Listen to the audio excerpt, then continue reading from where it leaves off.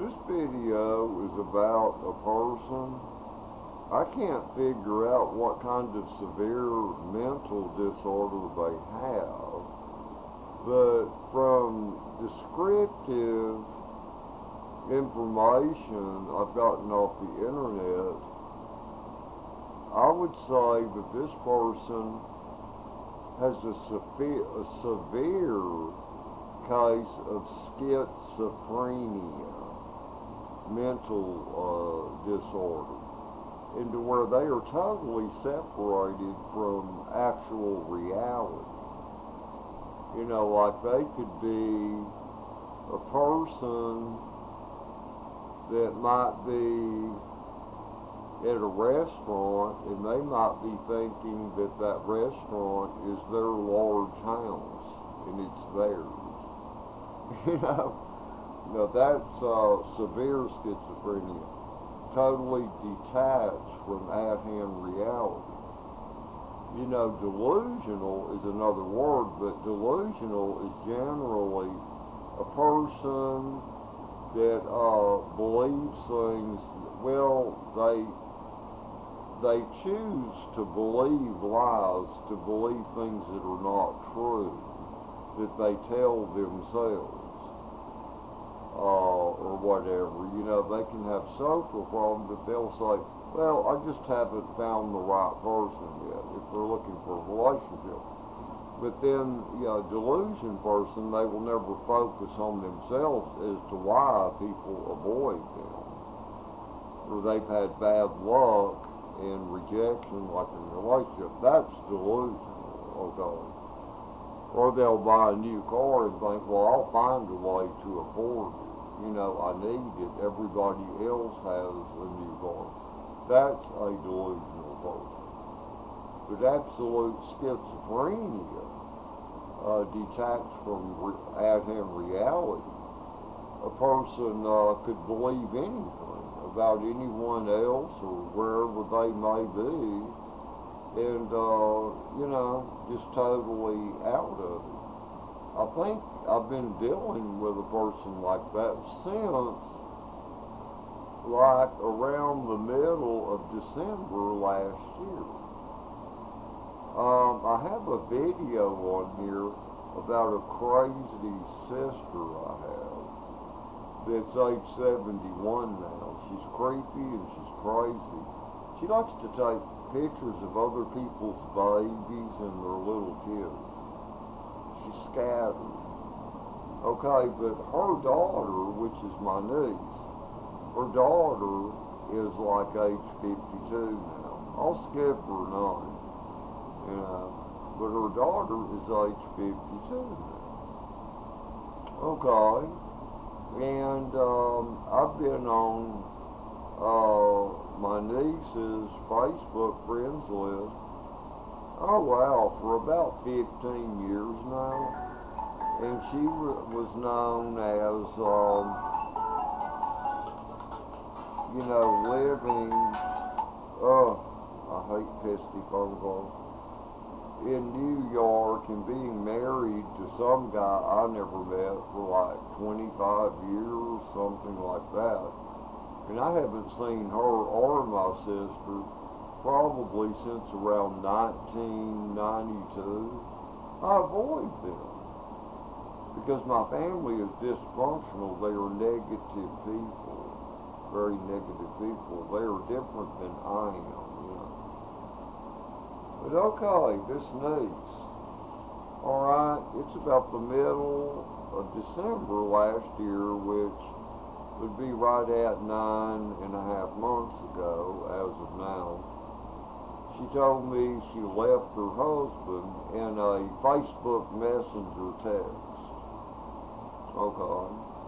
And I'm like, wow, I'm sorry to hear that. Then I'm like, I hope that y'all can resolve what might ever be the problem.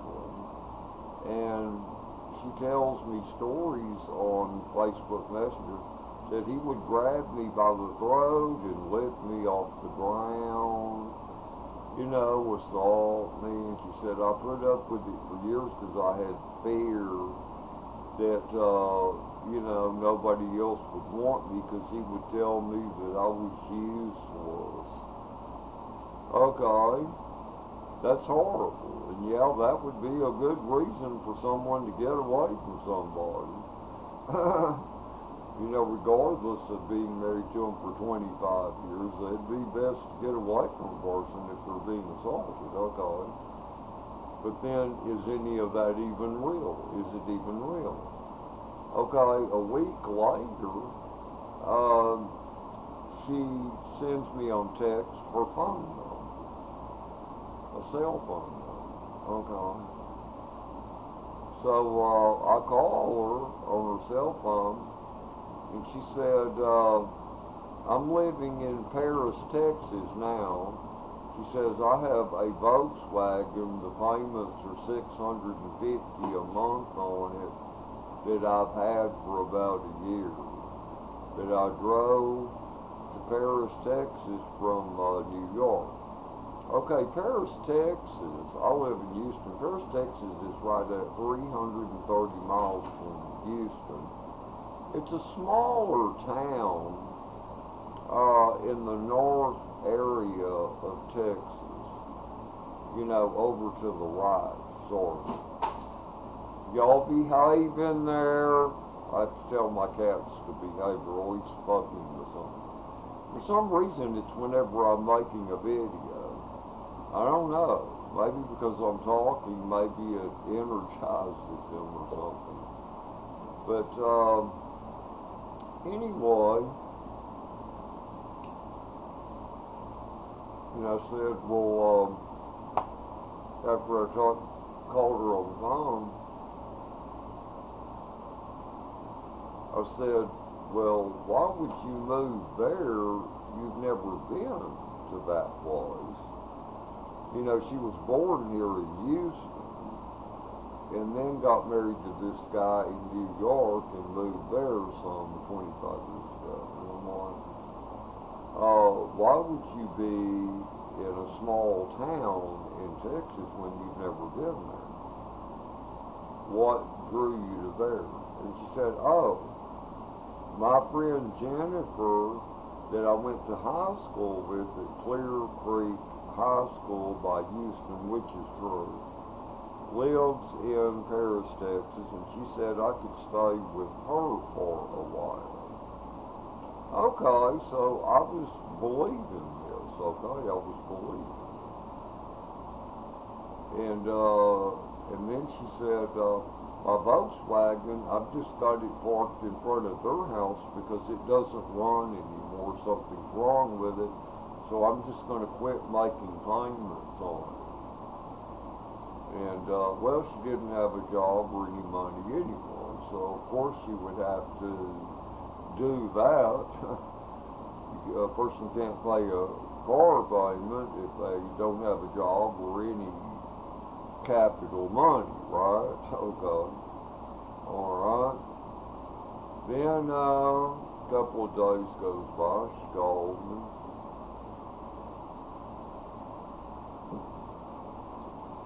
And she says, oh, I have a job with my friend Jennifer cleaning houses. And I'm like, okay. I mean, that's something you can do temporarily, but even then I thought, where's that supposed to lead to? Where's that supposed to go, you know? Are you going to eventually become established in this small town called Paris, Texas? See, that was even, you know, dingling, but it's like, well, that's what she chooses. Maybe she's got her reasons. Okay. So, then she would call me daily and say that she had a list of medical problems. Okay, a woman age 52, yeah, I can believe that. Things start hitting women right and left, medical issues, when they're like 52 for sure, you know. And she said, what should I do? And I said, well, being you don't have your SS 44s in, you need to apply for Social Security supplements, you know, which is called SSI, you know. as, let's see, how's that runs? Social Security Supplement, yeah, SSI, whatever the hell. And she said, okay.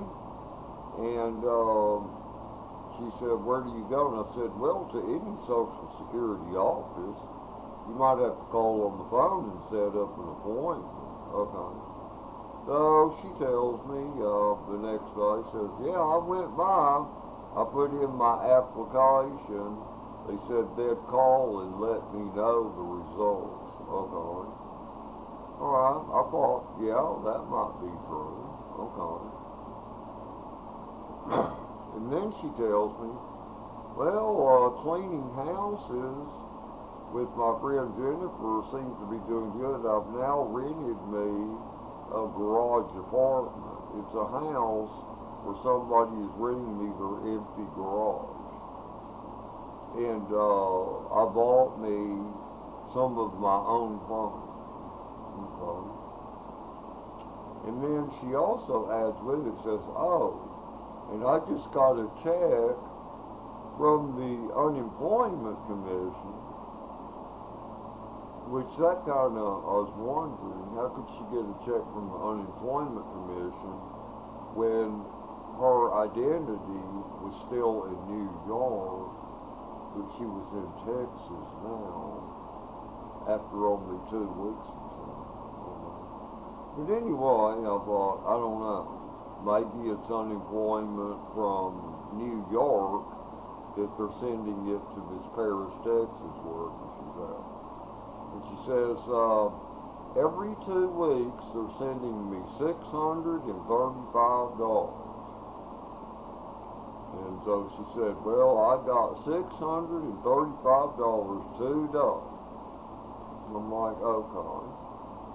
And then it's about 3 days later, she calls me and says, oh, Social Security sent me my first Social Security check. Oh, and I'm like, oh, really? And she said, and yes, and it even included back pay. They sent me a check for $6,000 after she applied, and only a week and a half or 2 weeks had gone by. And I thought, wait. So I don't know. Still gave that the benefit of the doubt. I thought maybe, but I don't think so. You know, it don't sound right. Then she calls me every day. Oh, I'm doing good, but I'm gonna need to buy me another car. You know, or whatever. And she'd ask me, you think you could sell one of your cars? And I'm like, oh no, I want to keep all mine. Okay.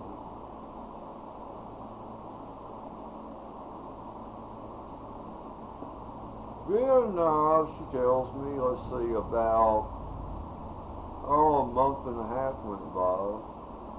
This was about, let's see, the middle of the month of February, I guess, of this year. Says, I'm moving to Bay Cliff, Texas. And I'm like, Bay Cliff? Okay, Bay Cliff is between Houston and Galveston. There's nothing in Bay Cliff. It's like got one flashing red light. There's nothing in Bay Cliff. Okay, said, I'm moving to Bay Cliff. I'm like, okay.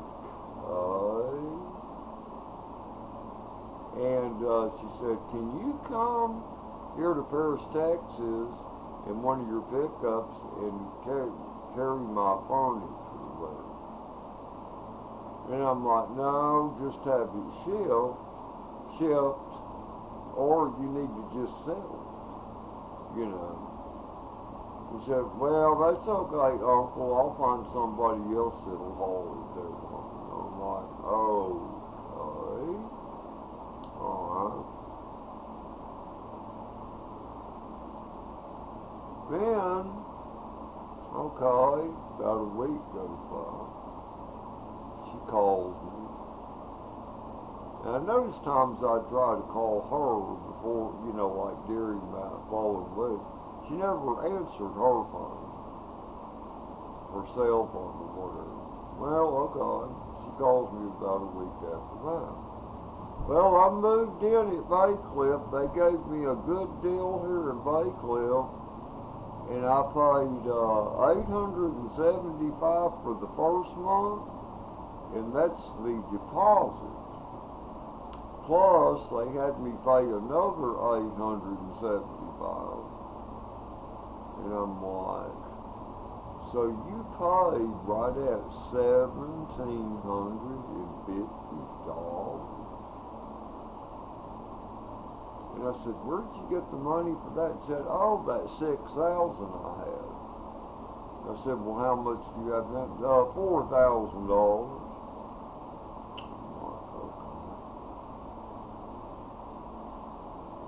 And then she asked me, do you think you can help me find a car for about $2,000?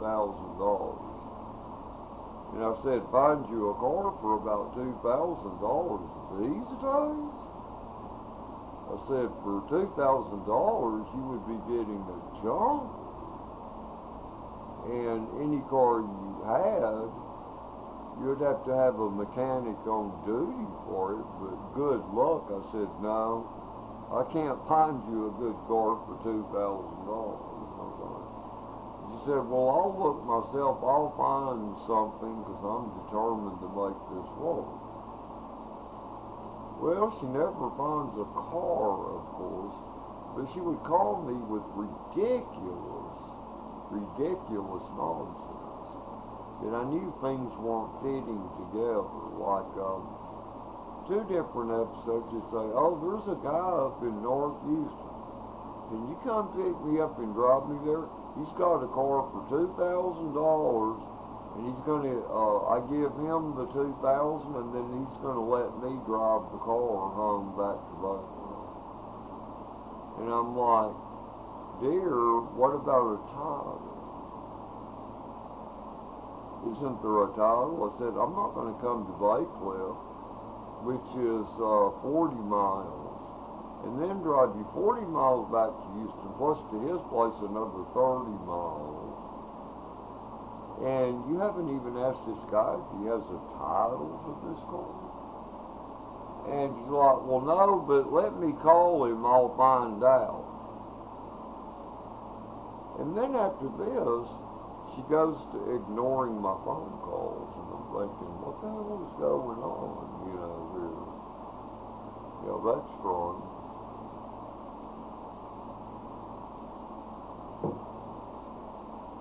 So I then, after 3 days, she didn't answer my phone calls.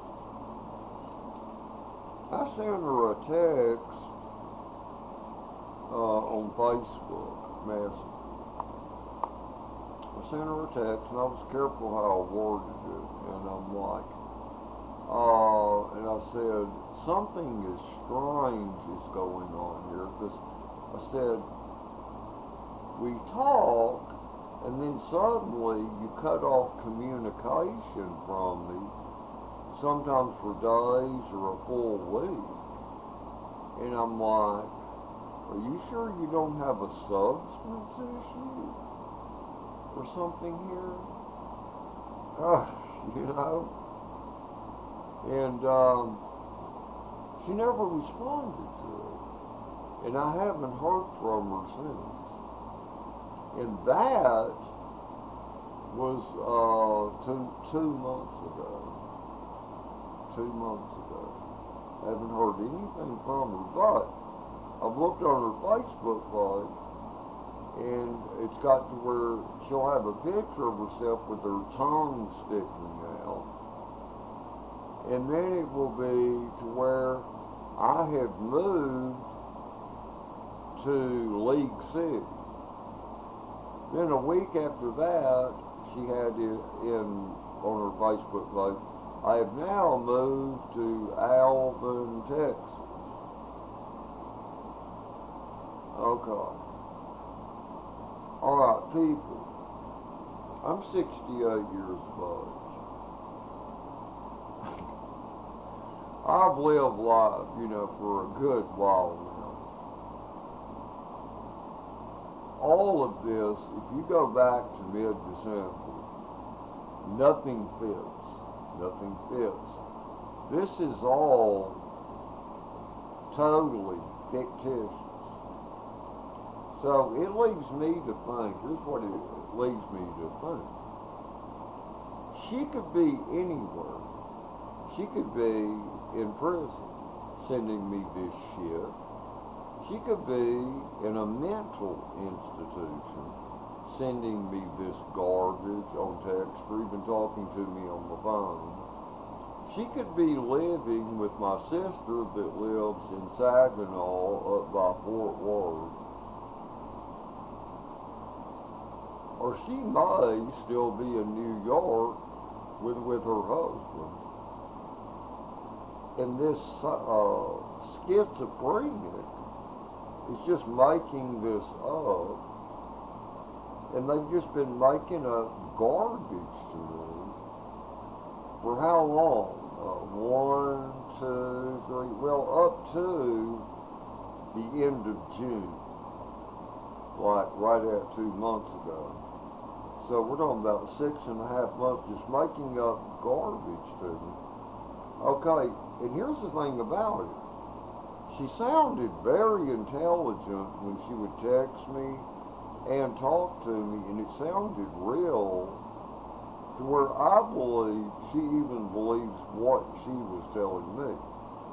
But none of it fits in, and it cannot be true. Because you cannot live without money, get to places without a car, and have all this money to pay to move into apartments, and moving to places that you've never been to before, where you don't know anyone. So, and there's other possibilities. Maybe the way she bounces back and forth telling me things, it reminds me of drug addicts I've known. Maybe she's hooked on crack cocaine or something. Because those people make up enormous stories and tell people, And maybe she just makes up things as she goes. And then there's gaps to where she won't answer her phone, she won't talk to you. But, so I think we're either dealing with a drug addict here that could be in a mental hospital, could possibly even be in jail, or living with her mother in Saginaw, Texas by Fort Worth, or who knows? Who knows? See, there's no way to really tell, but one thing's for sure. For this person to sound serious and sincere, where they had me fooled for a while, they have to have a severe mental disorder of schizophrenia. They would have to. But anyway, any comments on this, feel free, and to all of you, Jesus Christ is the way. And, I talk to Jesus Christ, our Savior.